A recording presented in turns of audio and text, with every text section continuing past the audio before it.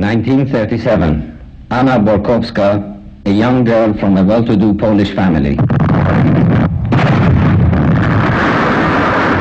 The Second World War. The invasion of Poland.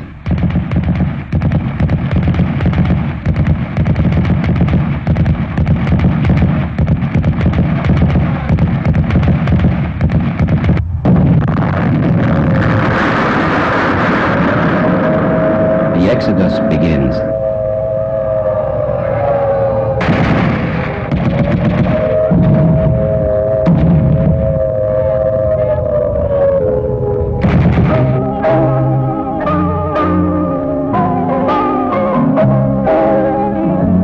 Mr. Richard Snowden of New Zealand asked me to place flowers on his mother's grave. This is just one of many such occasions that I have come with flowers in my hands to the Christian cemetery in Tehran.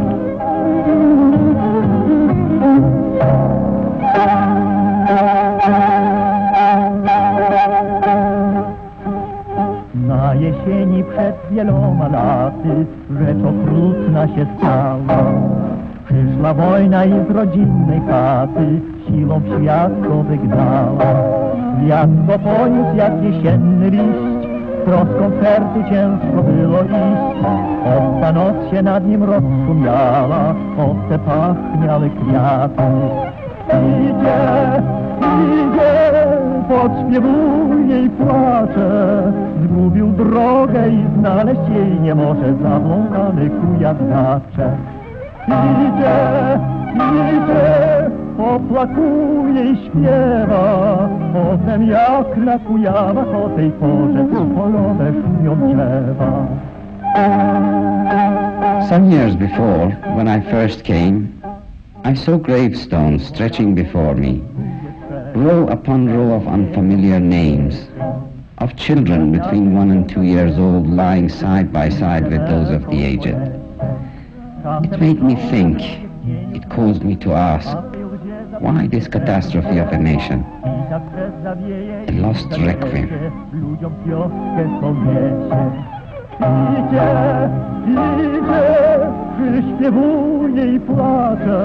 This started me on my quest.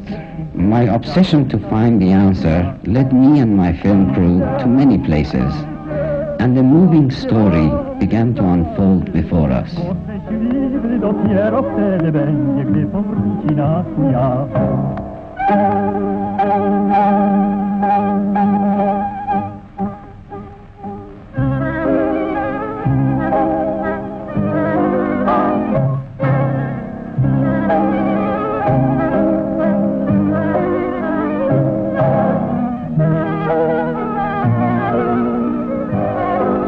Death and disaster fell upon them through something like this telegram. Wenden Sie sich umgehend zwecks einer Nachprüfung Möglichkeit Übersiedlung nach Deutschland an Deutsche Flüchtlingskommission Brest-Litovsk, Hotel Posen.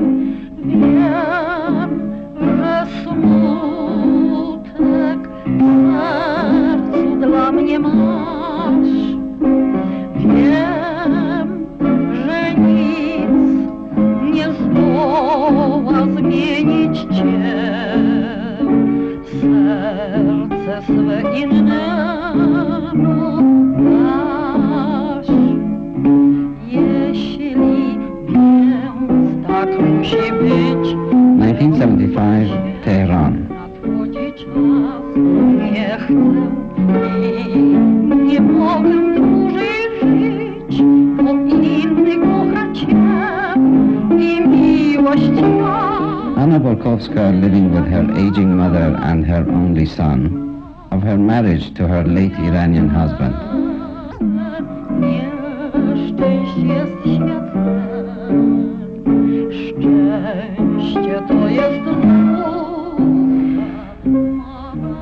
چجور آمدم در ایران؟ 3 سپتامبر می رفتیم به مدره که بریم بیرون از ورشا، چون نمیشد دیگر، اینقدر بمباردمان سخت بود که مادر اصلا نمیتونست بمونه. با هزار سختی که از دکتر گرفتیم اجازه، رفتیم تو ترن نشستیم و می رفتیم تا گروه چند دفعه بمباردمان کردن. آخرش دیگر از ترن رفتیم بیرون چون نشد دیگر، خیلی ترسیدیم چون همشو شیشه شکسته، گله مسلسل. و رفتیم پیاده با همه مردم که رفتن، تا تاریک بوده تو شوسه می رفتیم. بعد فکر کردیم که نزدیک صبح که میشه که دوباره بمباردمان شروع میشه، بریم طرف ده. چجور فهمیدیم ده کجا؟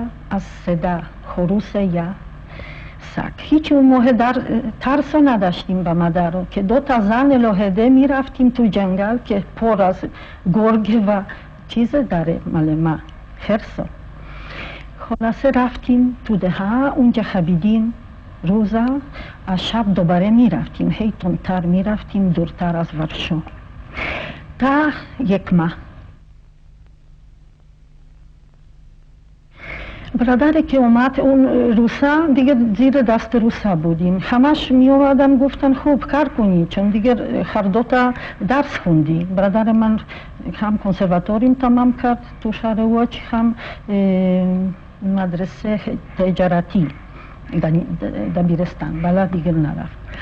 و گفت خوب بنویس کنترکت. نمیخواستیم چون میخواستیم برگردیم لهستان. خیلی نوشتیم به انکابوده که میخواییم برگردیم ورشو. پس فهمیدم که ورشو نیست، فقط گفتن که ما راحت بریم بدون چیز. اونو بودن با کرابین با چی فنگا. خلاصه بردن اونجا چی جوره تو با وگونه برای گاف، هیچ چیز توش نداشت. بچه ها جوانان درست کردن یک چیز توالت تقریبا وسط وگون. و اینا از همش بدتر که هیچی نه خوراکی نه آب. چند روز، 3 روز به 3 روز آب میدادن فقط، وز کردن وگونه. بعد رسوندن منو، لابد 2 هفته بودیم تو ترن که رسیدیم تو ارخانگلسک. از اونجا دیگر با تراکتور بردن منو تو وسط جنگلا که میشه گم شده اونجا. و تو باراک زندگی کردیم، چند تا فامیل با هم. هیچی مهم نبود که اونجا جوون دختر بود با مادر من که جوون برادر داشتم. تو یک اتاقی که از میدونی از چوب درست شده که اینجور سولاخا بود، به دوم چیز معلوم بود چی اونجا همسایه درست میکن. بعد منو فرستادن تو جنگل که اون درخته که خزیر بودن دیگر بریده بودن که با تبر بگیرم فقط اون روشه چیه کورا پوستش بگیرم. از صبح تا شب خوراکی فقط نون خالی سیاه و نپخته چون وسط بود کیسه. اون پورسیون بود 0.5 کیلو برای هر کسی که کار میکنه. کار نمیکنه هیچی نگرد. مادر من هیچی، چون همیشه مریض بود، همیشه تو تخت خواب بود. و 3 دفعه نرفتم کارامو، چون گفت که دیگر زندان میری. دیگر 4م دفعه که اومد گفت آنا ایوانونا بفرما به کار، دیگه رفتم چون میدونستم که زندانه. خوب فرستادم تو کار چی؟ خیلی سنگینه. برادر باید بسازه براکا، هم با چوب با تبر اینا شکرات باید کار کنه. همه خندیدن اونو. یه دونه بود اون رئیسه، خندید گفت ببین این آقا از لهستان، آقا یعنی خیلی بده که آقا چجور تبر بلد نیست نگه داره. گفت خوب، من که تبر رو اصلا ندیدم از اول عمر، بدی برای من ویولون من نشون.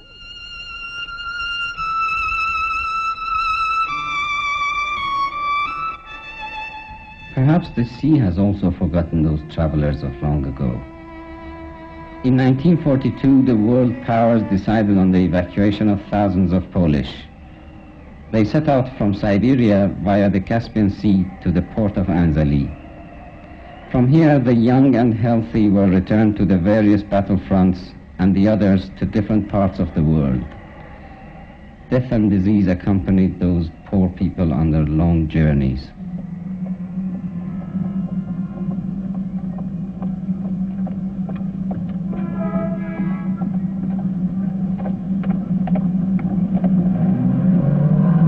In my search for the Lost Requiem, I met an old photographer who had taken pictures of those Polish refugees on their arrival at the port of Anzali.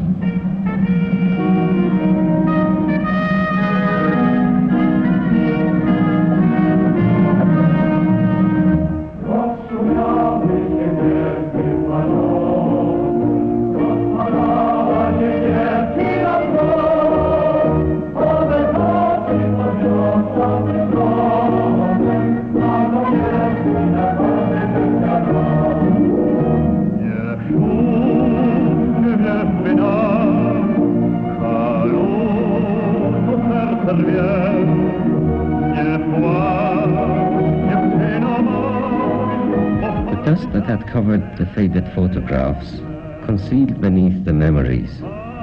The constant drizzle of the north is still bent upon this task, and I tried for some moments to overcome the rules of time and nature.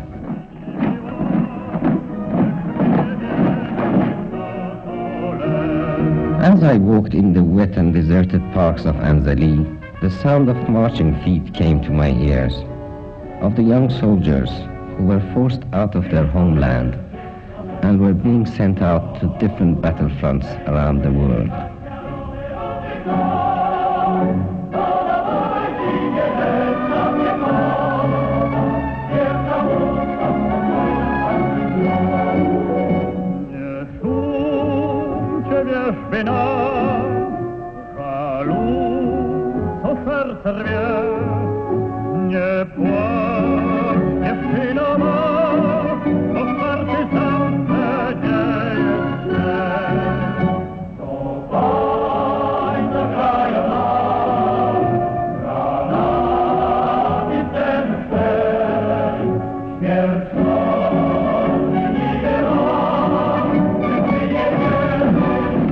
The sound of their young voices full of hope filled my mind.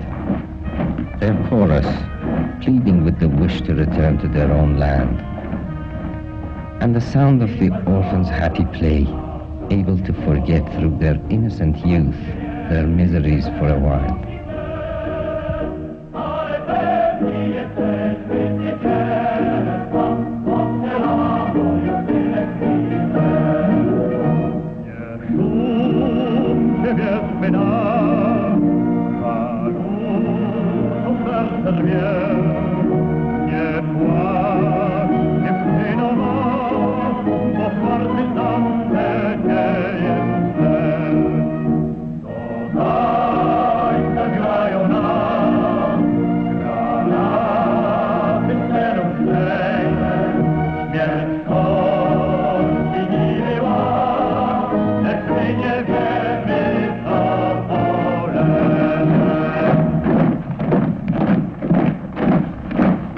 Suffering visitors to our shores had departed from Anzali many years ago. It was only in my mind, on these desolate park steps, that their pale photographs flashed before my eyes. I saw them. I heard them. In these silent, empty parks, I retraced their footsteps.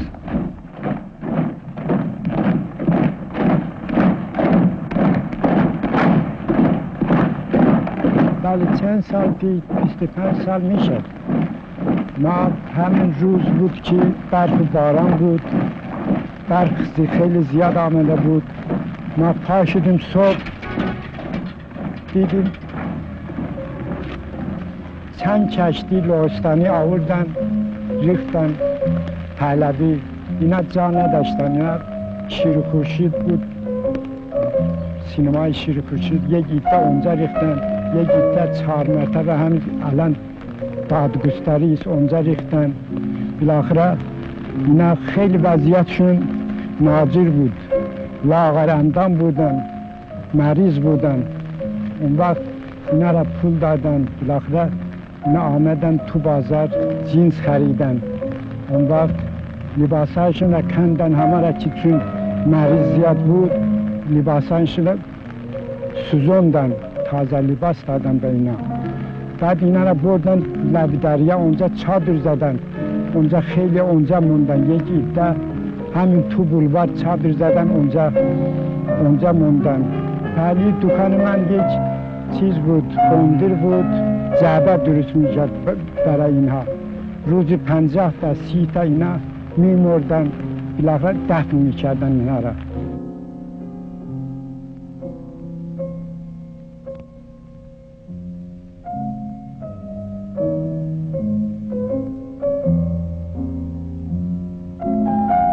Does it mean that where the grass and weeds grow tall, the memory of disaster is left beneath to lie forgotten? Is it right that where the rain has fallen, a lost requiem is to be washed away with the dust? ملتی خیلی نجیب بودن، خیلی خوب بودن. اونجا یه روز من عکس میگرفتم، اونجا دیدم یک زن صبح زود آمده، بالاخره دیدم یک عکس نشان داد. این دختر خیلی دختر این زن بود، چیز بود، پیرزن بود. بالاخره گفت این دختر من است. تقریبا میشد 3 ماه که اینا گم کردن، خبری از این ندارم. بالاخره عکسش دادم، خیلی ممنون شد از من. خیلی هاشون طفل بودن، خیلی طفل بودن، گریه میکردن. اینا خوب دیگر از مادرشون از پدرشون جدا بودن، خیلی هم مردن. این قبره را که میبینی اینا مالی همین لوستانیا هست. اینچونه عکسی که گرفتن از این توی عکس اینا هم باشن، اینا هم چیز هم باشن.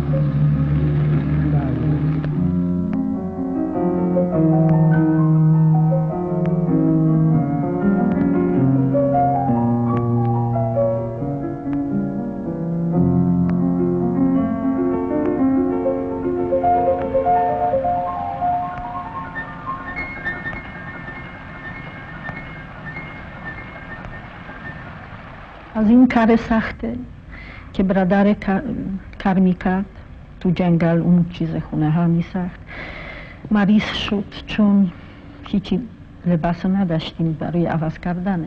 کیسه آوردیم شب و کیسه باید بپوشیم. اصلا ضعیفه بود و تب خیلی محکم گرفت و اجازه دادن اون موقع که تب خیلی اون موقع می بردن مریض خانه و دادن گاری اسب و گمهیش برد اینو تو مریض خانه 30 کیلومتر بعد از اونجا که ما زندگی کردیم. سوم روز به من جواب دادن کماندانت، یعنی رئیس اون چیزه روسه، گفت که خوب خانم میدونی برادر شما مرد، بفرمه الان اجازه میدم برای شما اون کارت برو با اون گمهیش بذار تو زمین. مادر من خیلی علاقه داشت به برادرم، خیلی بیشتر از من، و فقط فکر کردم چجور که ماما نفهمه که چرا اون لباس رو میبرم، که لباس رو. گفتم خوب ماما لابد بهتر شده، خاله برمیگرده زود. و رفتیم اونجا پیاده تا شب آمدیم اونجا پیدا کردیم دوباره یک گاری با اسب و تابوت اون خرید یا چی جوره و رفتیم تو مریضخانه که همونجا یک اتاق خاص مخصوصه که نگار میدارن کسی که مرد. اون برادر رو خیلی صورت نراحت داشت، نمیدونم یا به درد مرد یا اینقدر که دور از ما میمرد، چون خیلی عاطفه بود، خیلی پسر خوبه بود، خیلی دوست داشت منو با مادر. خلاصه رفتیم تو جنگل که اونجا قبرستان نبود، یک جای مخصوص برای لهستان یک هرکی اونجا مرده و هر ستایی شروع کردیم به نمیدونم چی بگم، درست کردن جا. خیلی سخت بود اما درست کردیم تا شب، نزدیک شب و گذاشتیم 3 نفر اینو توشه. بعد اون گمهیشه فقط 2 تا درخت و برید کوچیکه که یک صلیب رو درست کرد گذاشت، روی اون من نوشتم Victor Borkovsky, born 1914, died 1941, Siberia.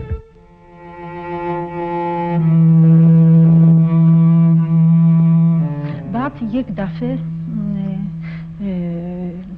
به صدا اومد که همه ما آزاد میشیم که جنرال سیکورسکی درست میکنه یک آرمی از لهستانیا و ما آزادیم. خوب تو آزادی دیگر میرفتیم تو ازبکستان.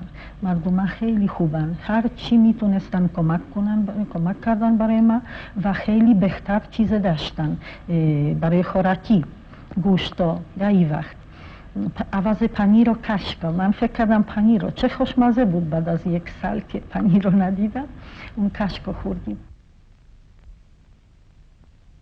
همینجور رسیدیم تا یک شهر نمیدونم کراسنویارسک لابوت نزدیک دریا که اونجا دیگه نشستیم به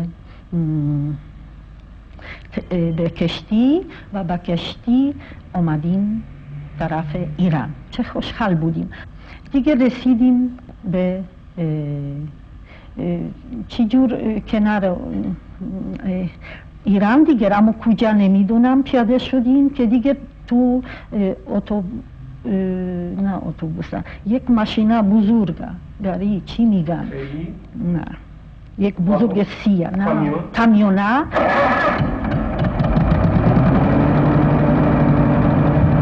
The convoy of lorries brought load after load of these refugees to camps in Tehran and other cities from Port Anzali. On this journey full of suffering and sickness, death asked and took its toll from these poor people.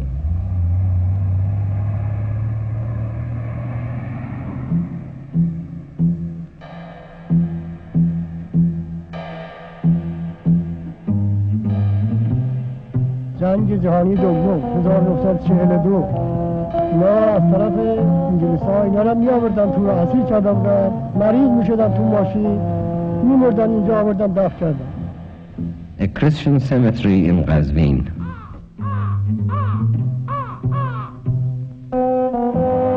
من نگهبان اینجا بودم، من قبچم می آوردم اینا می کندم و کشیش آسوریا می آورد اینا را تفاق می داد دفن کرد. One old caretaker, one white stone, some lost names in a strange land.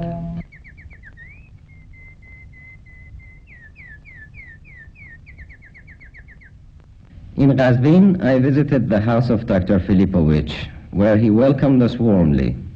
A physician of Polish origin, he related to us the story of his fellow countrymen and their evacuation. For many years, generations of the people of this city knew him and his father as conscientious doctors who had devoted their lives to serving the people. تابستان پاییز در این مدت بود که از طرف مرز شوروی به ایران عده‌ای لهستانی وارد شدند و به تهران رسیدند. در تهران مریضخانه توسیع شد در قسمتی که امروزه دانشگاه پزشکی قرار دارد و مریضخانه‌های دانشکده پزشکی.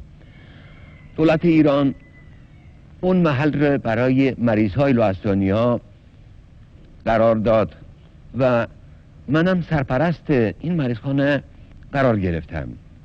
در حدود 1 سال در این بیمارستان من کار کردم. مریضخانه به وسعت خیلی بزرگی رسیده بود. 2000 نفر بیمار بستری بودن، 55 نفر پزشک کار میکردن در این بیمارستان و 500 سیستر کار میکردن. در یک روز 150 نفر وارد میشد و 150 نفر از بیمارستان خارج میشد. مرتلیت خیلی بزرگ بود. 30% از مریض ها میمردن. چرا؟ 3 عدد از بیماری های خیلی قوی غافلگیرشان کرده بودند. از همه مرض شدیدتر تیفوس بود که در اون موقع درمانی نداشت و این تیفوس بیشتر مریض‌ها را از بین می‌برد. در ردیف دوم مالاریا بود که اینم شیوه زیادی داشت و در افراد خیلی لاغر و اونهایی که مدتی بی خوراک مانده بودن معالجهشان دشوار بود و تلفاتی هم ایجاد می شد. در ردیف سوم پلاگرا بود، یه مرضی که از بی‌غذایی و بی‌اشتهایی پیش میاد و درمانش همون غذا دادن است و ویتامین‌های مختلف که آدم دوباره به حیات برگردد. اون است که امروزه اگر در قبرستان کاتولیک ها در تهران قرار بگیرید میبینید که خیلی زیاد قبرایی هستند که همون اون موقع تاریخ دارن، 1941 42.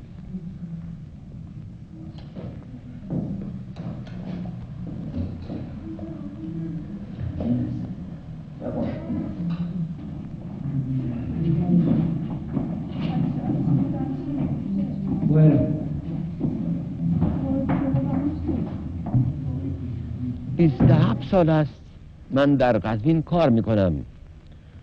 آمدم به قزوین که پدر من اونجا کار پزشکی 40 سال انجام داده بود و در اواخر آمدن بنده سخت مریض و بیمار بود که در حدود 5 سال پرستاری او را انجام میدادم.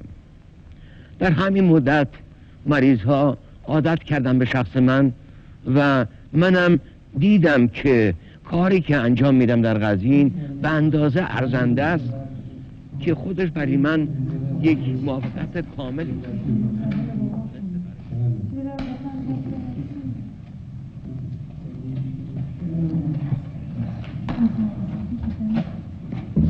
شماره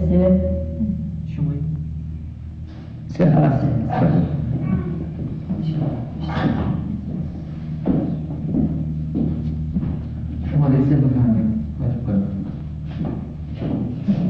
میرم به سال 1944 بهارش که در اون موقع در ایتالیا و در جبهه جنگ به طرز داوطلبانه در کوه مونته کاسینو در نبرد بزرگ تاریخی حضور داشتم.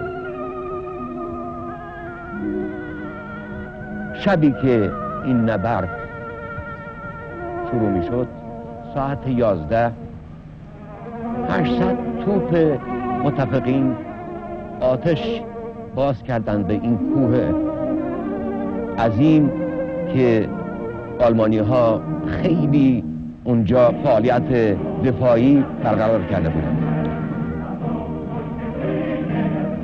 800 هواپیما موج به موج پرواز میکردن و بمب‌ها را میریختن سر این کوه. به این ترتیب تا ساعت 3 بعد از نصف شب رسید. در این موقع بود که حمله شروع شد و پیاده نظام رفت به تصرف کوه.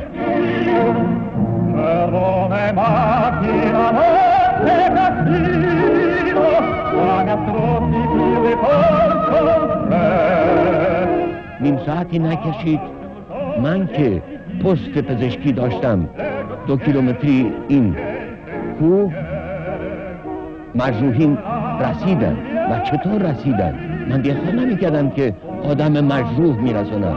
من خیال می کردم که مثل یک سل از آدم های زخمی شده، اینایی که با خون ریزی های شدید می رسن قرار گرفتن. 30 ساعت نبرد طول کشید و در مدت 30 ساعت از دستگاه پزشکی که من کار می کردم 530 نفر زخمی گذشتن.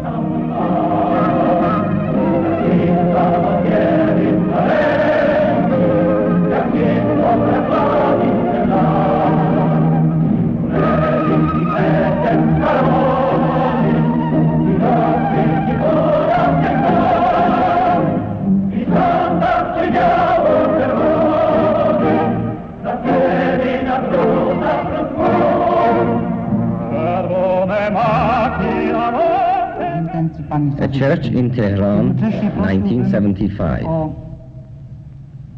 The weekly mass held in Polish. Skupienie w czasie mszy świętej, ponieważ ta msza święta będzie wyjątkowo może pokazywana gdzieś w świecie i chcielibyśmy, ażeby nasze skupienie modlitewne dało dobry przykład zachęcający innych ludzi, którzy będą nas kiedyś oglądać, do modlitwy.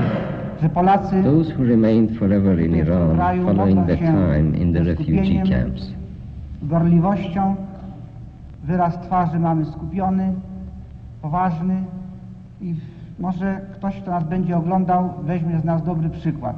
To może jest opatrznościowe, może zrządzenie Ducha Świętego. Idzie, idzie, podśpiewuje i płacze. Zgubił drogę i znaleźć jej nie może, zabląkany kuja skacze. Idzie, idzie, poplakuje i śpiewa. Ojca i Syna i Ducha Świętego. Amen. Let us pray. Boga Ojca, łaska Pana naszego Jezusa. Let us pray that no nation may ever again be sent forth from its homeland. Przeprośmy Boga za nasze grzechy, abyśmy mogli godnie odprawić najświętszą ofiarę.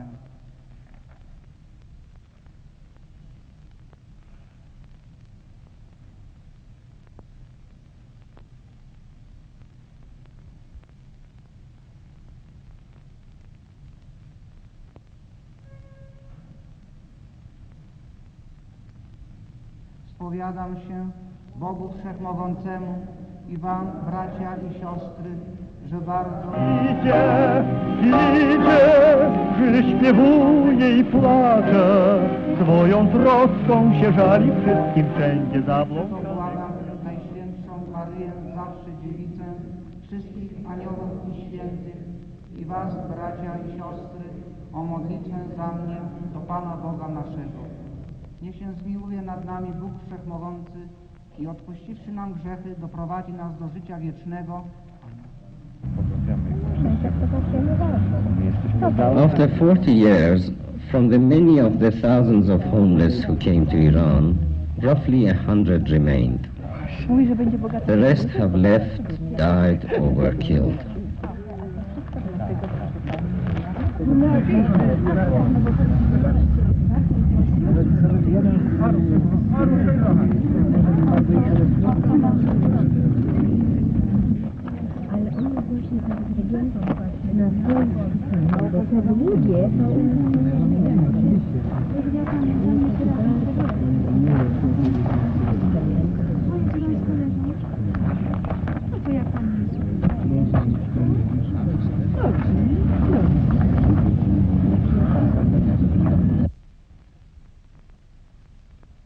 In several areas of Tehran and other cities in Iran, many well-equipped camps were erected to cope with the influx of homeless Poles. The story of Mrs. Ludwika was an example of that. She was happy that she had found contentment with her Iranian husband after years of wandering. یه روز من چون با پدر با روسیه جدا شدم، یک روز داشتم میامدم صبح که برای بچه درس بدم، دیدم یه پیرمرد ایستاده بود. البته بعد از این 2 سال پدرم خیلی عوض شده، منم همینطورم، هم دیگر رو تقریبا نمیشناختیم، ولی حس کردم که باید این پدر من باشه. رفتم مدرسه، گفتم به بچه ساکت بشینن، برگشتم دیدم خوشبختانه پدر همینجا ایستاده بود. خب بعد از دیگه اومدم نزدیک، پرسیدم اسم پدرم چی هست. پدر دیگه اون مهمنوشه نه، ولی که از اون به بعد. But for the majority, the camps of Tehran were not the end of their travels. The war of the superpowers called for more lives. The Polish men and women were sent to the front lines, Monte Cassino, Tobruk, the Battle of Britain.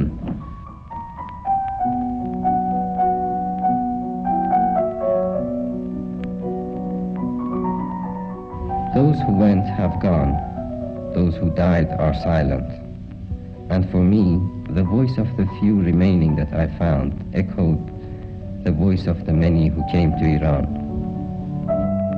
اینجا در کمپ یه مدتی زندگی میکردیم، خیلی البته خوشحال بودیم، ولی در این حال خیلی ناراحت هم بودیم، برای اینکه ایران رو میشناختیم فقط از درس تاریخی که در مدرسه خوندیم، زبون بلد نبودیم. این بود که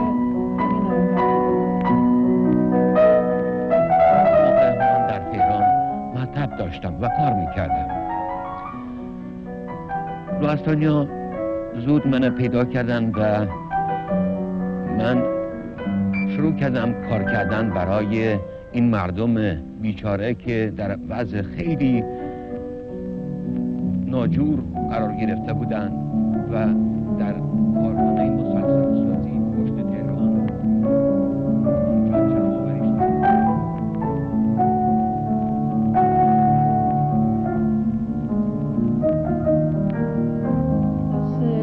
چند هفته آمدیم تهران. در تهران همه چیز اومده بود برای ما.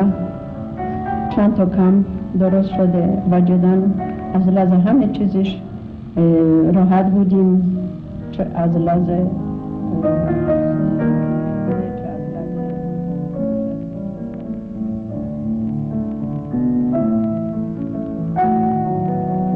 روزا بود که یک صحنه خیلی برای من جالب پیش آمد. وقتی که از کار برمیگشتم به سمت تهران از کارخانه مسلسل سازی میدیدم که عده کثیر ایرانی‌ها میان با بخچه هایی که توش غذا بود، لباس بود، کفش بود و اینقدر زیاد بودن. Time and time again, during my years of research, I walked past the graves reading the names that were strange to me, again and again. از یک کمپ به یک کمپ با یک کامیون ما بردن و سر راه مردم شروع کردن یه چیزی پرت میکردن به طرف من. ترسیدیم، اول فکر کردیم اینو باید یه سنگی یه چیزی باشه، بعد معلوم شد که مردم پرتقال و نارنگی و این چیزای همینجوری توی کامیون برای من میریختن.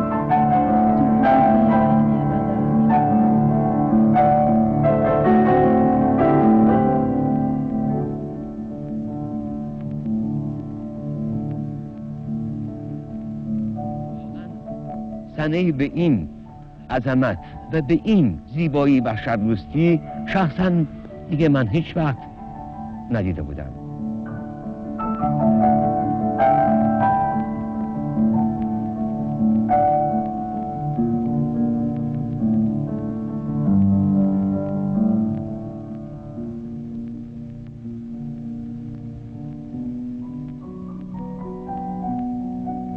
ملت لهستان واقعا ایران و ایرانیان رو دوست داره از ته دل، مخصوصا اونها که در حدود 300 الی 400 هزار نفر موقع جنگ به ایران اومدن و از ایران عبور کردن. دلیل این محبت و این دوستی اونا من فکر میکنم بیشتر 3 نقطه به خصوص ملی ایرانیان هست که فوق‌العاده مورد توجه لهستانیان شده: مهمون نوازی، مهربانی و انسانیت. تا رسیدیم فکر میکنم تا قزوین دیگر انقدر پر مردم وایسادن، انقدر خوشحال، مثل که خوشحال که میتونن ما رو گده گرسنه بعد از جنگ که میتونن پذیرایی بکنن. اونا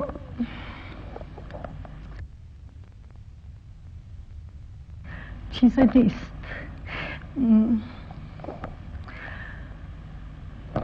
فراموشی و هر کی می انداخت چیز روی ماشین که ما میگیریم. من تو دست رسید یک ذره نون شیرین تو یک خوله کوچیک سفیده و پنیر و چند تا نبات. اون خیلی چیزه، نه برای قیمت، نه برای نون، برای این که قلب چقدر که هیچ کسی نداشتیم اینجا اینجور پذیرایی کردن. It was death and its crazy dance.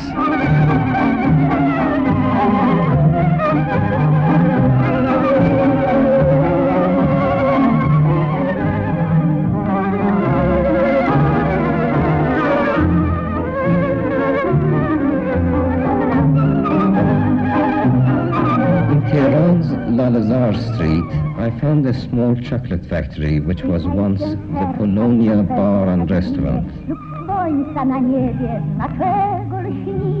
Sam chyba czujesz, jak śmiesznie to brzmi.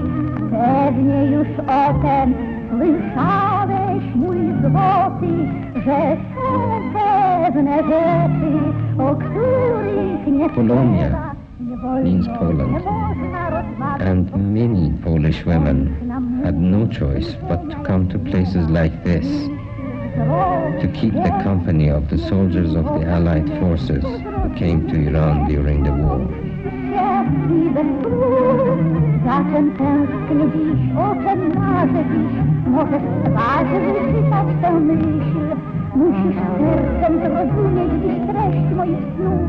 Jeśli mnie trochę miłujesz, bo jak nie kochasz mnie, to choć powiem ci, to i tak nie zrozumiesz tych słów.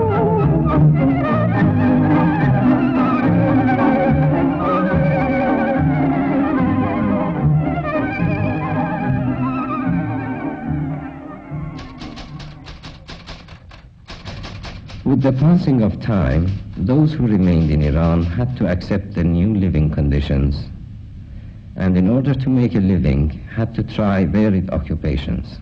من فوراً اینجا که رسیدم میخواستم که کار کنم. هی رفتم مریضخانه کار کردم، لهستانی کمک دکتر بودم، خونو میگرفتم از بچه هم برای ملاری برای همه کار. بعد که بسته شده اون هزار و تخت خواب اونجا، بعد دیگه دوباره رفتم کار کردم، بودم اسیستنت دنیونساز.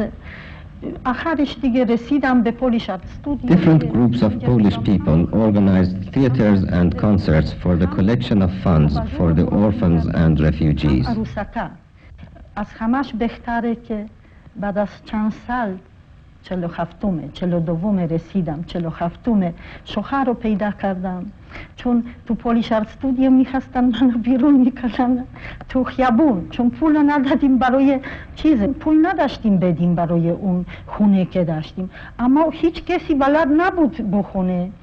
یکی شوهر من یک دوست سرنگ و لهستانی داشت، این دیگر گفت بخرم بیا ببین روی خونه ما چی چسبوندن. این خون میگه ای بابا تا کجا نشستی اینجا، بیرونش میکنن. Again, from the ashes of death grew the seed of life, again looking with hope to a brighter future.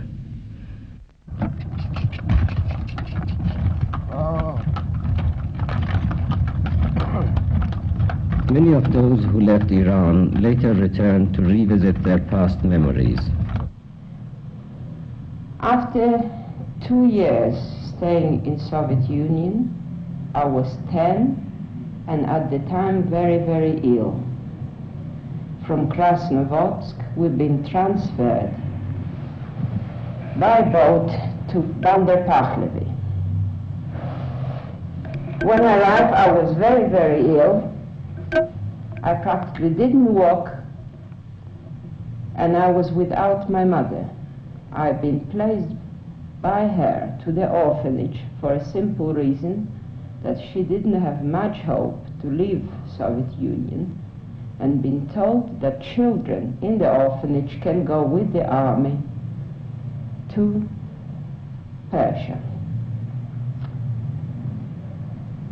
To me, it's a very moving moment, because when I arrived to Bandar Pahlevi, I didn't walk.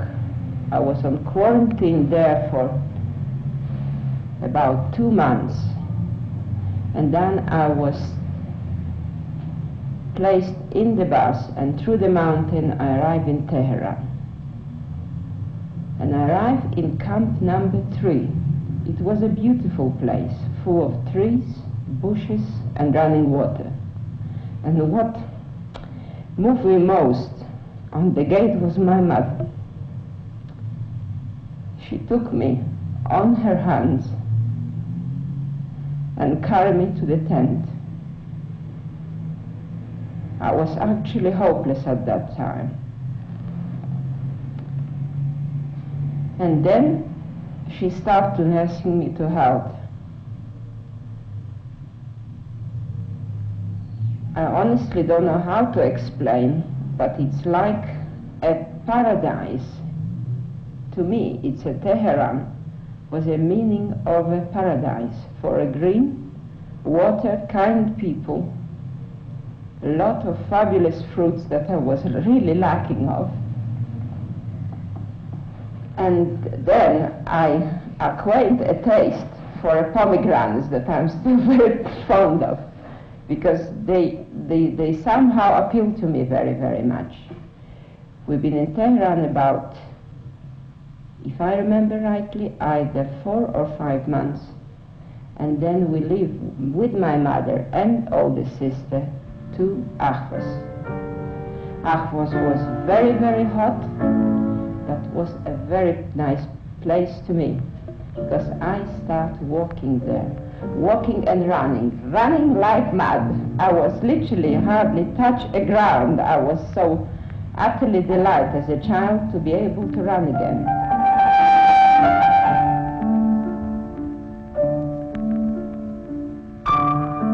(1975) Christian cemetery in Ahvaz.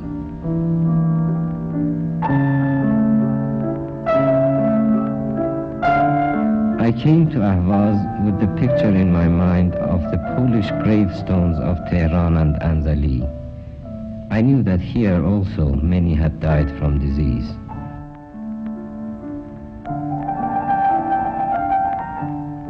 My eyes were searching for the long rows of similar stones. You know, I was very, very happy there. Ahvaz, it's most happy place for me, as far as Iran concerned. Again, a white memorial stone. Here, not even a name was engraved.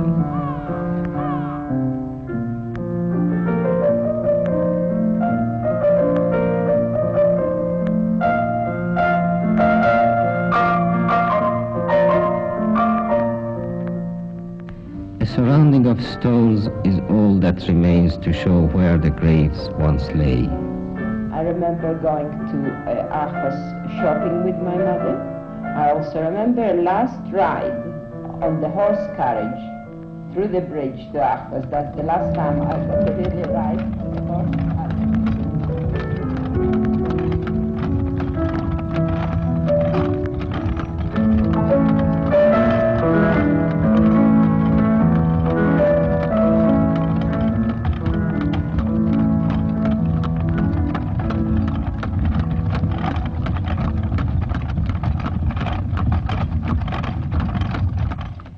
In Ahvaz itself, especially the people that, let's say, traders, I found extremely kind to us, extremely good people. And all the nice things I can say about Iranian, that they treat us with the human attitude. In other words, they literally welcome us here in this country. And they, how can I explain that it will... They literally represent something utterly reversed that I've been previously 2 years through. In other words, I've been accepted as a human again from a country that, as a young child, I never knew its exist. So it was really a pleasant thing to say that Iran, I owe Iran actually my life. The Polish camp in Ahvaz was once in this neighborhood. Camp in Ahvaz, it was a sort of very odd of a camp, because we live in bricks buildings that, to best of my knowledge, was built for horses, was very, very high. Stables for the life. Stables for horses, actually. But it's got a great advantage. It would keep cool, you see. It was a lot of air there. and it cool against the very hot sun outside. The people of Ahvaz called this area Camp Polo, Camp Polo, Camp Polonia, Polish refugee camp. All that remains is an indistinguishable name. We've been put in the train and we arrived... During 1944-45, the last trains departed, carrying with them those who had been the guests of the Iranians. On the 27th of September 1944, 733 orphans and children who were separated from their parents, together with 100 teachers and wardens, set out from Isfahan for their final destination, New Zealand.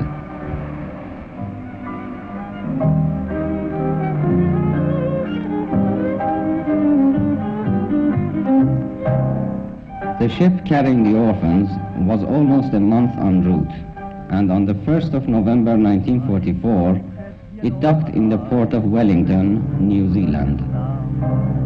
Przyszła wojna i z rodzinnej chaty siłą świat go wygnała. Jak poponić jak jesienny liść.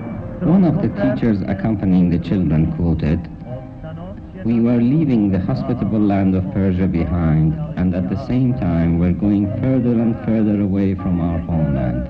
Odśpiewuje i płacze, zgubił drogę i znaleźć jej nie może, zabłąkany kujawdacze. Idzie,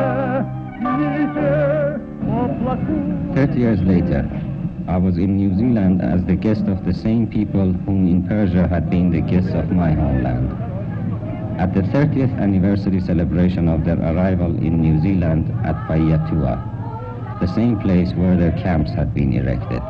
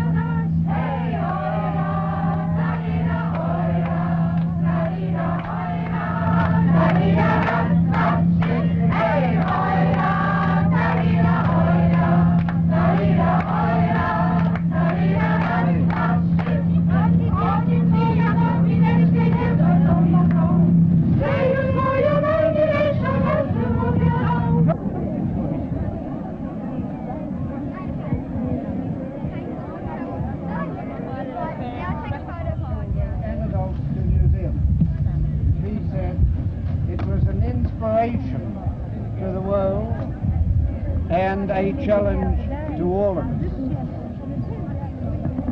Every one of us here are aware of the fact that there is only one issue at stake, Here are the fortunate descendants of those very same Polish children who 30 years ago had filled the ancient narrow streets of Isfahan with their songs.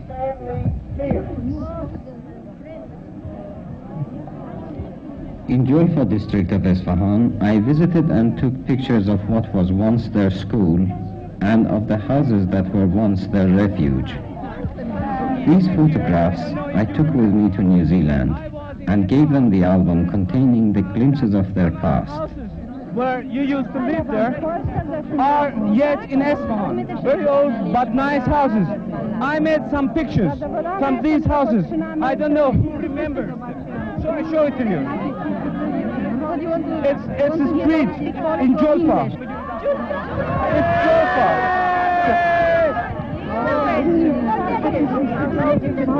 My daughter.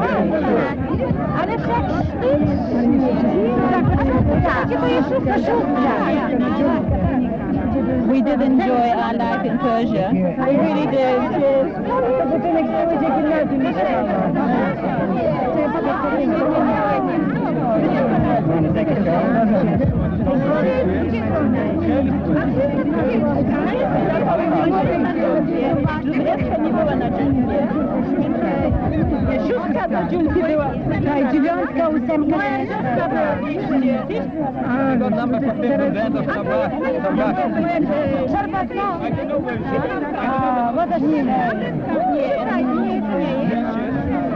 Yes, I know where the car was.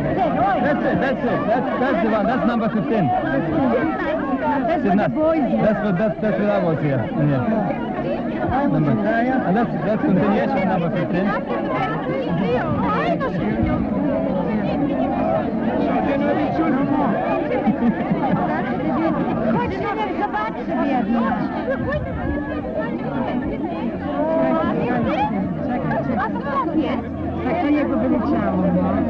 Because of the film. There was a convent, Sisters of Charity, yes. and they're still there, huh? Yes. Yes. There was a Sor Maria, I don't know if you remember. Yes, yes. Sor Maria I met before I came. Oh, yes. I can't remember her special name, but that's all of them Greek. Well, since in our lives, we think of it. Yes, sure. The children of Polish origin from the houses of Isfahan, now grown women and men of New Zealand nationality, searched among the photographs their past childhood, their memories.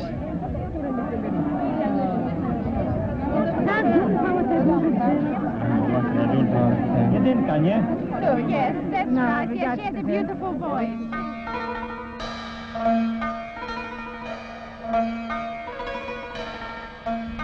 A street drenched in sunlight.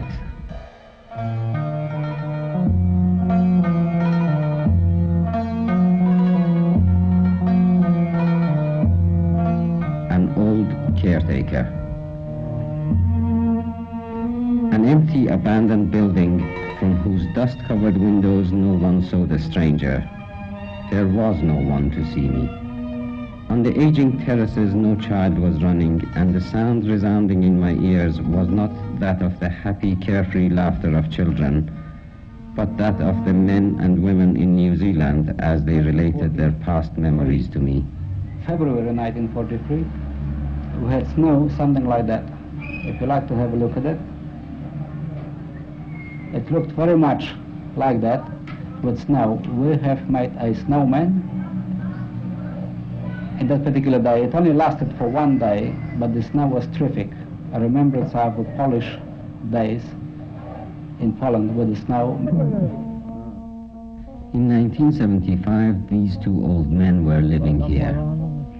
Lukas was a caretaker here at the time of the refugee camps. His memories were misted with time.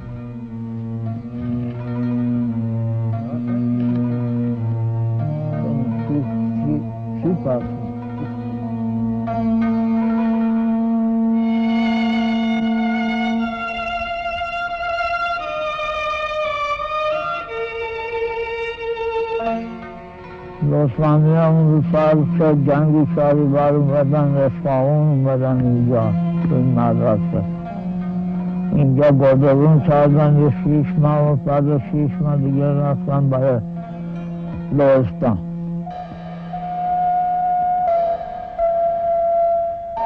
اینجا خوب خوردن و خوب پوشیدن و خوبان را رفتن. بله.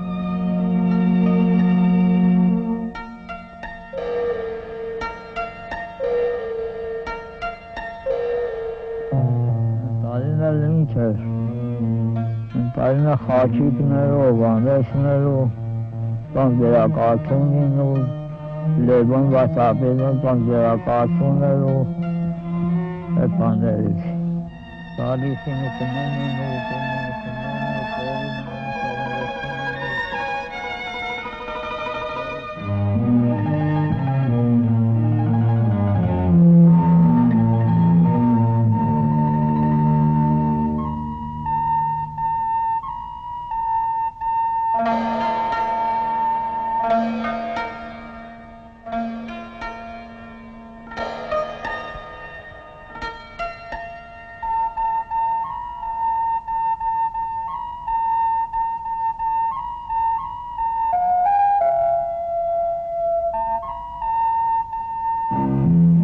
About Lestani, I don't know anything, but I came down from Indonesia. During the Second World War, I was in Indonesia, and 1941, when the Japanese invaded that country, they imprisoned me also there. For 4 years, I have been in a prison, and everything I lost, and then I came back 1958 to Iran, to my birthland. And about the children of this place and anything, I don't know anything about here.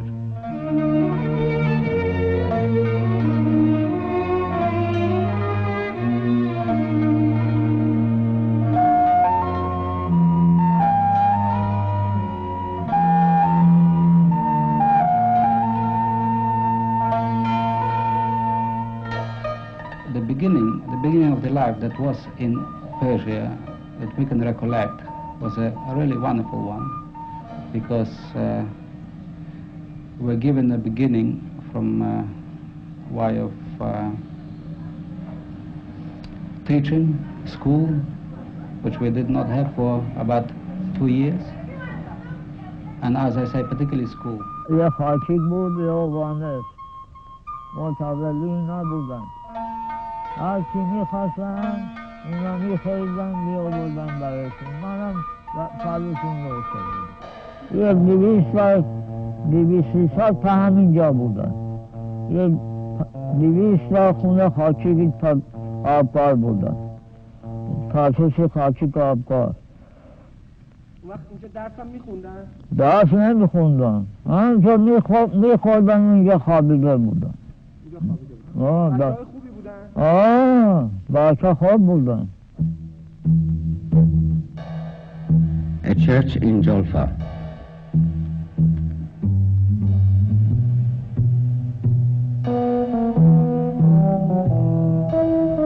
Again a blanket of dust.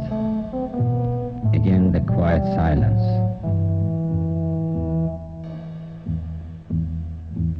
The forgotten ones.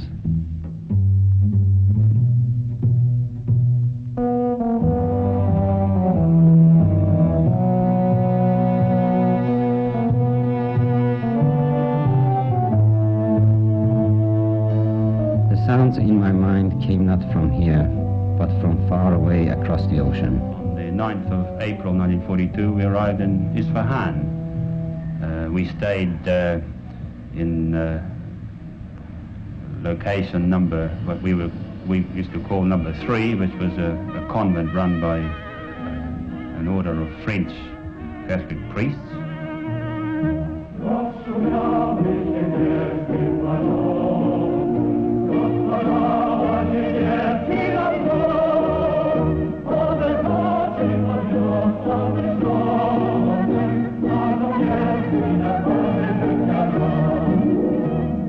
(1942-1944), a memorial stone to commemorate the Polish exodus.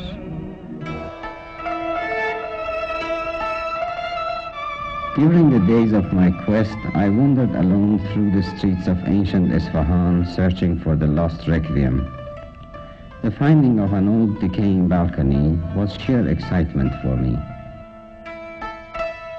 Very happy memory is of a very kind person, and I hope that person is still alive, and I can thank that person very much. Looked through a window, pointed at me, and asked the nurse to give me a bottle of lemonade. I remember it so well that I think I'll remember it to the rest of my life, and I thank that person very much.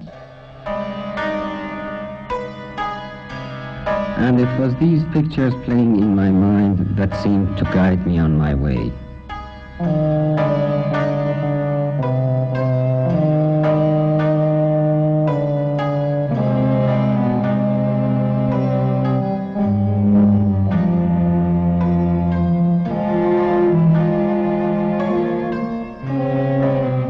I visited the mosque in Isfahan and remembered the stories the people in New Zealand had told me of the pranks and escapades they had got up to here as children.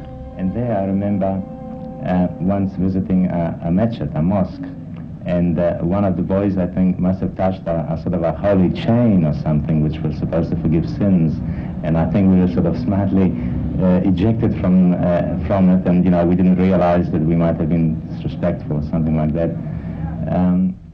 A stone memorial by a stained glass window in the church is all that remains as evidence of the refugees having been here.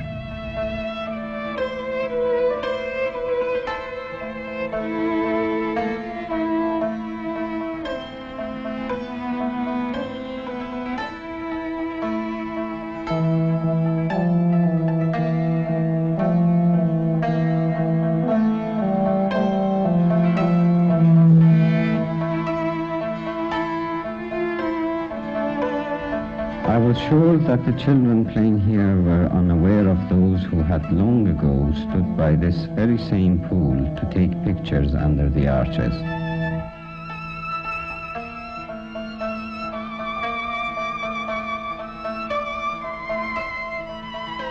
Taking photographs for them was always an exciting occasion.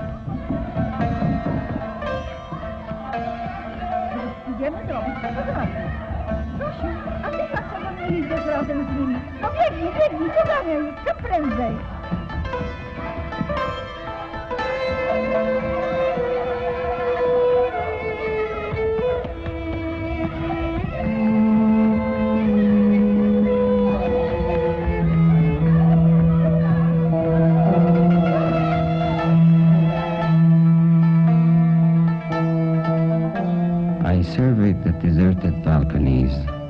The children had gone to faraway lands to begin their lives anew. The Iranian camps had been for them the end of illness and death. I was Milgish. I was born in Persia, in Isfahan, in 1943. Of course, I don't remember anything, but Mother often used to mention things about Persia. The wonderful fruits that were growing there. Mother also mentioned about halva. We left Persia after 2 years, and we arrived in New Zealand in 1944. The ship that we came out was an English ship from Persia to Bombay, from Bombay on the American line. I'm not quite sure of the name now. This is my birth certificate.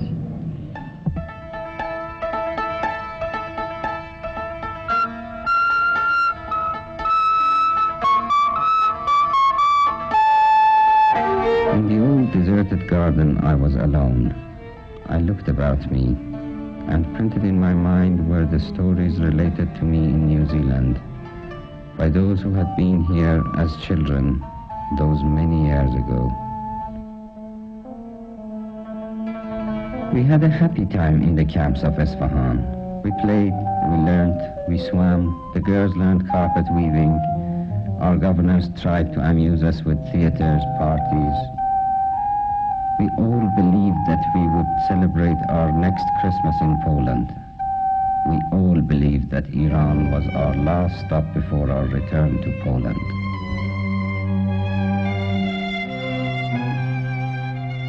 We were put into camps, which were huge buildings, and each building contained about 2,000 boys. Sometimes the other camps contained girls.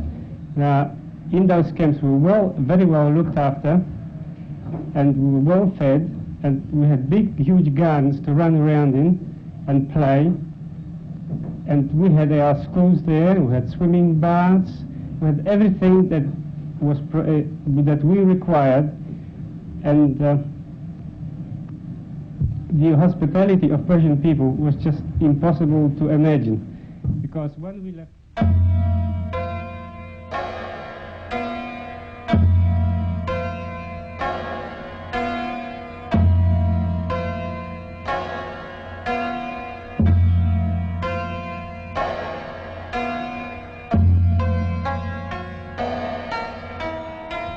Sometimes I believed that it would be possible for me to break through the barriers of time and space. I saw their faces. I waited, expecting to see the children running along the terraces, or someone calling to me from the windows. No one was there. And suddenly something someone had mentioned to me flashed in my mind. We were on special diets, and they used to give us eggs and eggs galore. So we used to sell them over the fence to the Persians for halwa and other things. And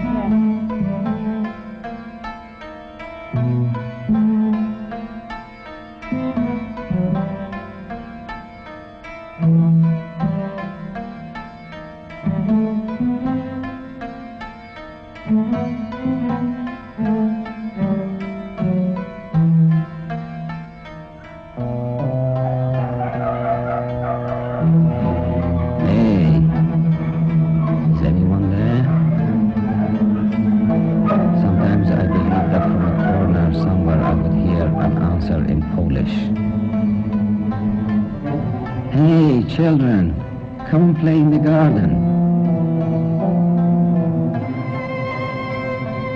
Do you understand Farsi? Do you understand what I say? Do you hear me? Have you learned Farsi? Remember, Alek be petese, jim che he dol zol re jeze, sin shin sad zad, ta za ein kein gain, fe kov gov, lon min nun volgaye, something like that.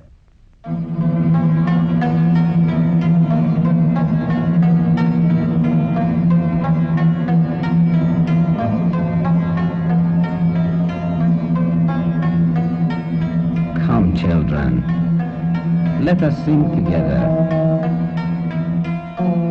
Polish, Iranian, anything you like.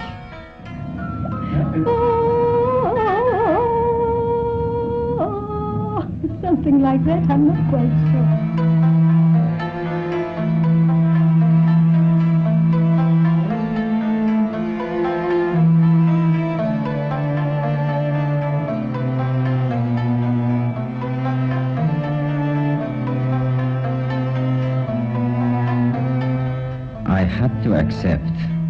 I had to accept the limitations of time and space. The children had gone long ago. They had carried with them the memory of the hospitality of a nation and the pictures of an ancient land. Being taken around the town of Isfahan and being impressed with the, taking the impressions of what we call here the mysterious East.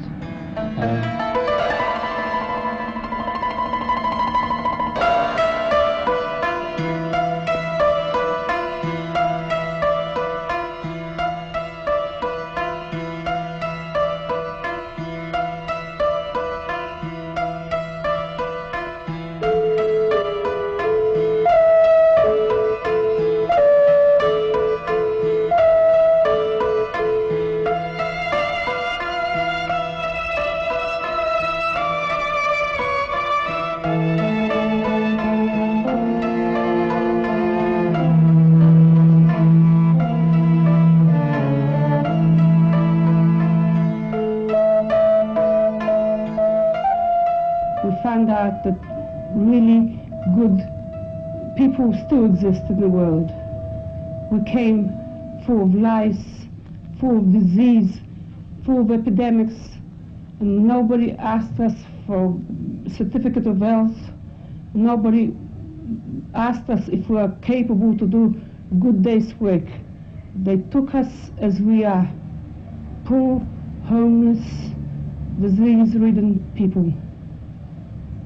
Unfortunately, after 3 weeks, my mother died in Tehran.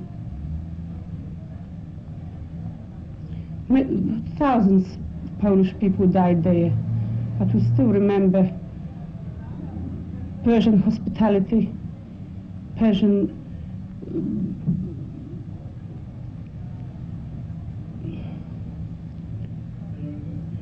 kindness to us. Now, I want to ask you something. Yesterday, during our anniversary celebrations, I saw a photo of those two girls in a photo album showed to us by your cameraman. In it, I saw Ada and Marysia Sikorska. Ada was really my friend. We went to school together in Persia. She was a brilliant girl. I would love to know what happened to her since then. I read in one of the Polish magazines that she's at the moment in Brussels. Apparently, she's a very well-known person there. She's on the committee fundraising.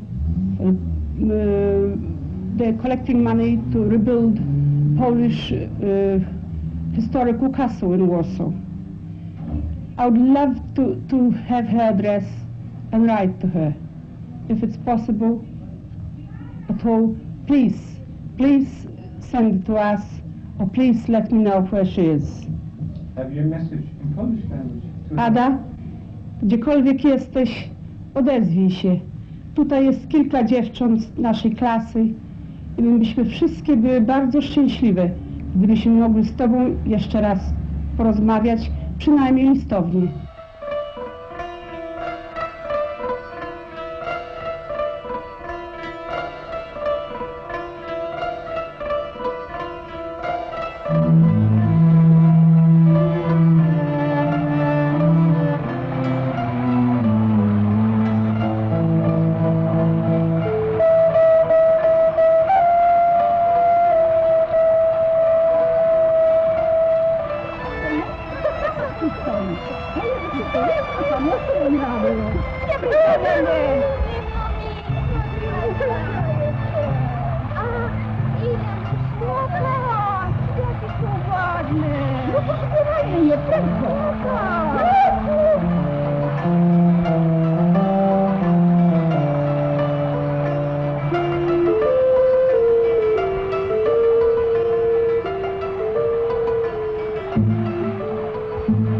Nature's cleansing waters wash away the hate and injustice of catastrophes and inhumanities.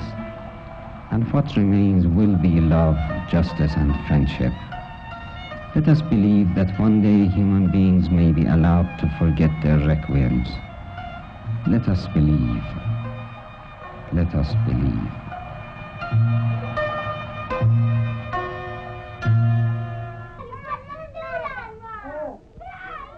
Nina's birthday party, daughter of Richard and Sophie.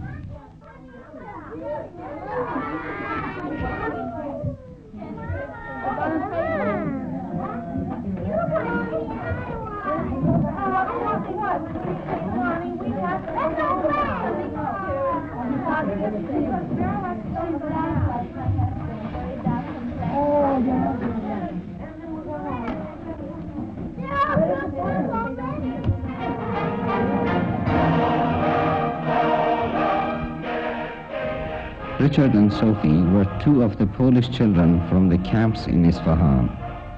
They invited me to their daughter's birthday party in New Zealand, where they have found a good social position and a new life.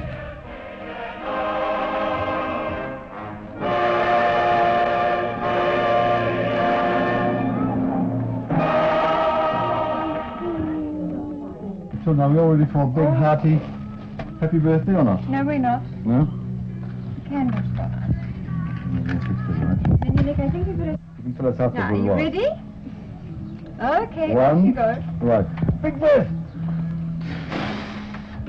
I did it! Did I help to you? Happy birthday to you. But I was very nostalgic because I remembered on that day when I was that little girl, so many years ago in Iran. Das ist von jedem was steht. True now, say 1, 2, 3, and on the 3 we'll all blow together, but only in the 3. You all ready? Yes. Right. 1, 2, 3.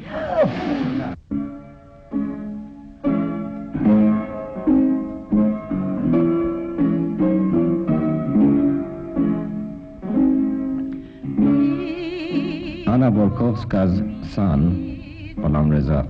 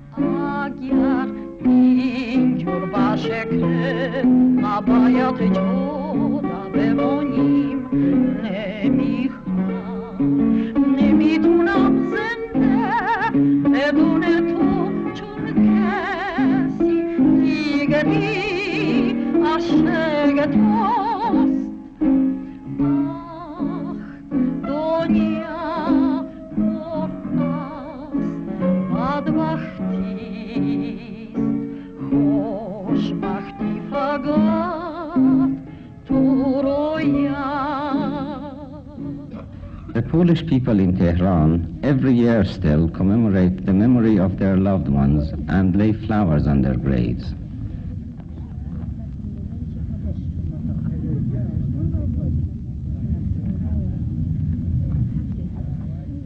Friends on friends' graves, children on parents' graves.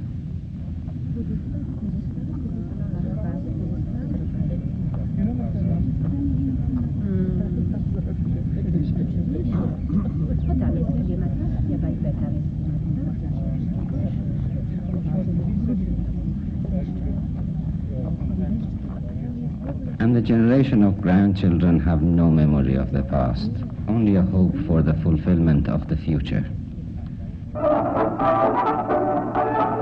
Polish celebration in New Zealand.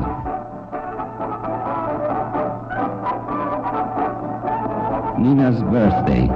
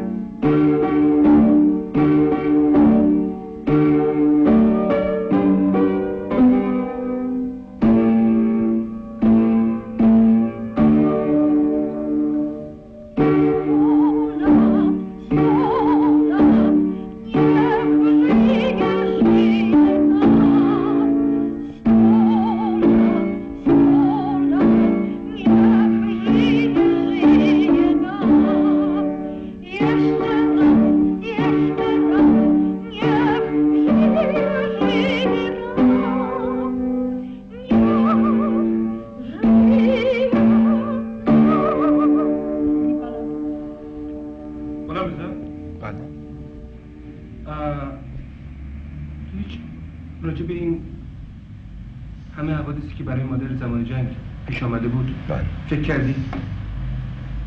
تا حد کمی، زیاد نه. زیاد نه؟ نه. هیچ وقت نشستی باهاش صحبت بکنی؟ نه. نه؟ برات مهم نبود؟ نه. اصلا؟ چرا؟ چون یه چیزی بود گذشته بود دیگه. فکر نمی‌کنی دوباره تکرار شه؟ تا حد خیلی کمی. ممکن نیست تکرار شه؟ ممکن نیست. برای هیچکی؟ چرا ممکن هست، ولی من زیاد فکرشو نمی‌کردم. هیچ وقت. فکر می‌کنی مادرت خیلی سختی کشیده؟ بله. خب الان تو رو داره نه؟ بله. سعی می‌کنی این سختی رو جبران بشید؟ بله. چجوری؟ با تعویض رویه خودم. یعنی چیکار؟ یعنی اون عادات، اون رفتاری که قبلا داشتم سعی میکنم عوض کنم، چون اون رفتاری که قبلا داشتم باعث میشد که مادرم یه مقدار ناراحتی براش ایجاد بشه. پس مادرتو ناراحت هم کردی؟ بله. با اینکه میدونستی زمان جنگ اینقدر ناراحتی کشیدی؟ بله. فکر میکنی خیلی هم مثل این کارو میکنن؟ نه. فقط تو کردی؟ دیگه نمیکنی نه؟ نه. واقعا فکر میکنی؟ واقعا. میدونی پادرت فقط تو رو داره نه؟ بله. میدونی خیلی سختی کشیده نه؟ بله. میدونی این سختی ها برای همه ما میتونه تکرار شه نه؟ درست. فکر میکنی؟ واقعا میتونی کمکش کنی؟ بله. که یادش بره؟ بله. مرگ برادرش؟ بله. میتونه یادش بره؟ سعی میکنه. فکر میکنی یه چیزی که الان هرگز بتونه یادش بره؟ نه، نمیتونه یادش بره. مرسی.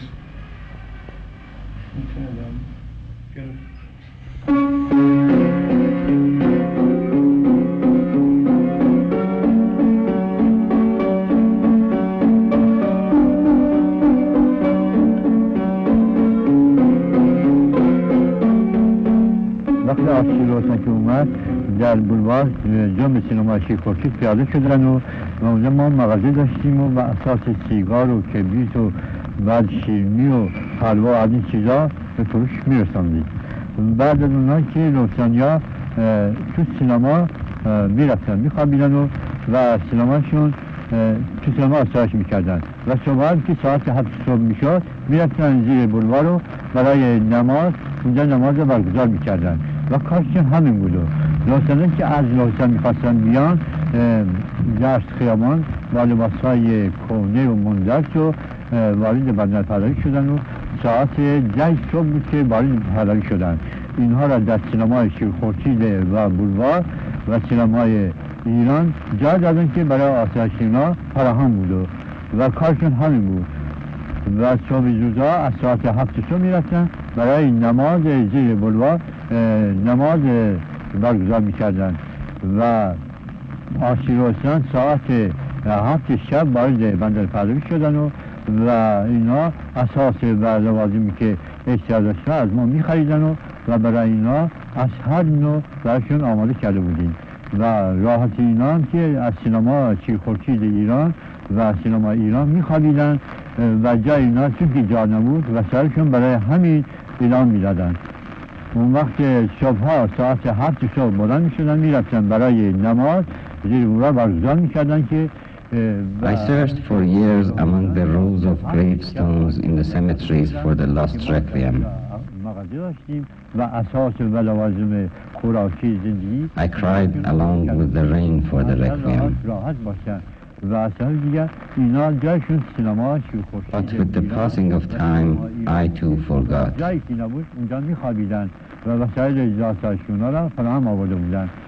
و صبح زودم ساعت 7 صبح بلند میشدن برای نماز میرفتن زیر بولوار برگزار میکردن و آشیلوسان ساعت 7 شب وارد بندر پهلوی شد و اونجا از ما اساس زندگی و آسایش همه چی میخریدن. اون وقت ساعت 7 صبح بلند شدن و میرفتن زیر بولوار نماز برگزار میکردن. بلوچستانیان که وقتی که وارد ایران شدن چون که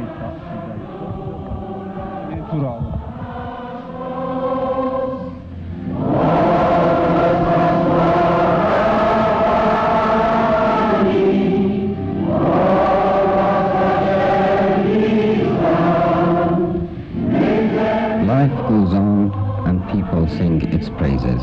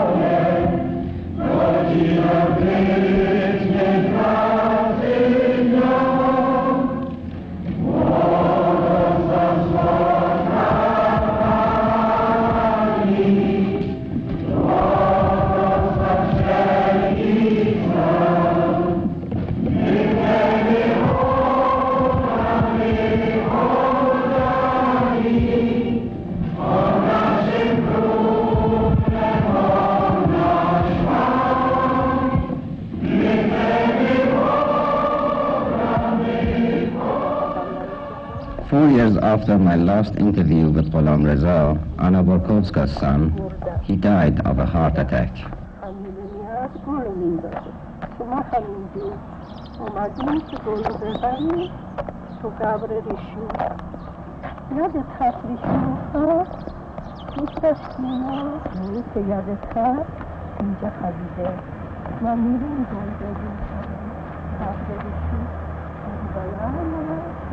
Ghulam Reza's daughter.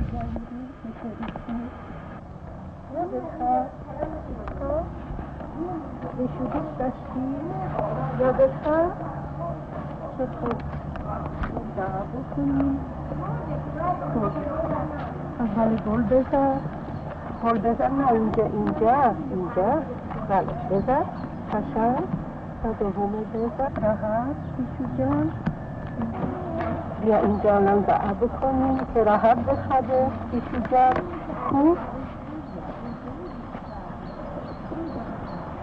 بذار اینو ریشون بخواد میدونی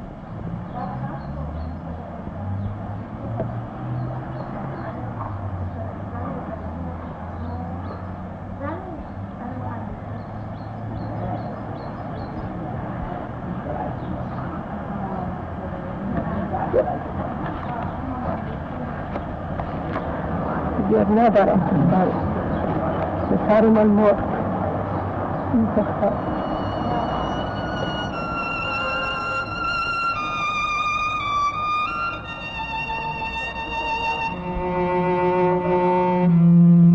Believe that from the ashes of death the seed of life is born.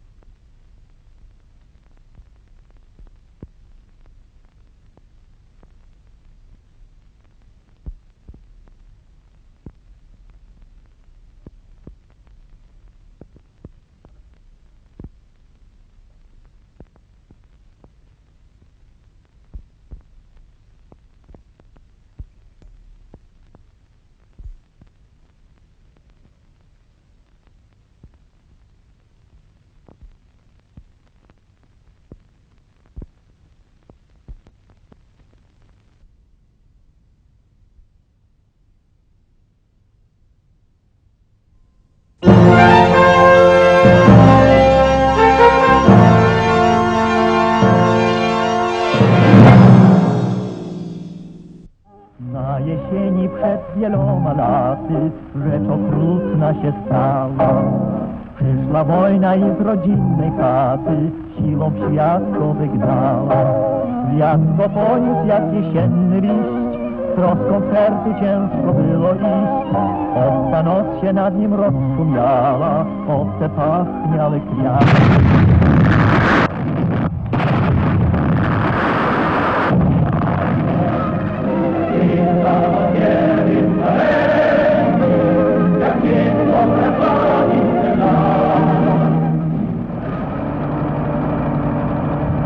The convoy of lorries brought load after load of these refugees to camps in Tehran and other cities from Port Anzali.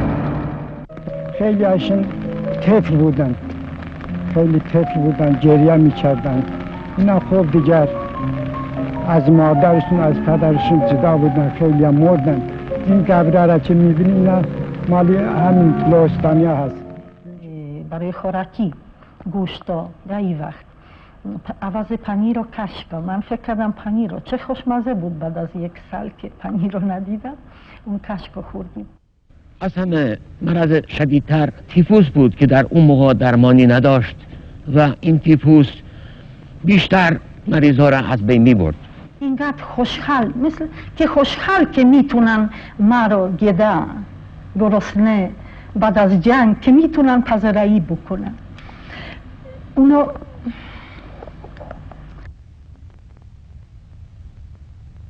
چیز نیست.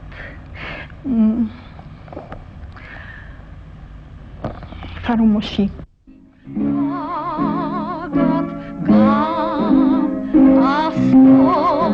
برایم هست تو عوض نمیشی با هیچی قلبت مال دیگریست.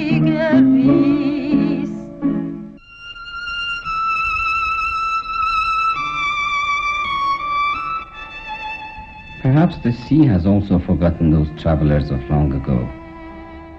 Na jesieni przed wieloma laty, rzecz okrutna się stała. Przyszła wojna i z rodzinnej chaty siłą światło wygnała. Wiatr go poniósł jak jesienny liść, troską sercu ciężko było iść. Osta noc się nad nim rozszumiała,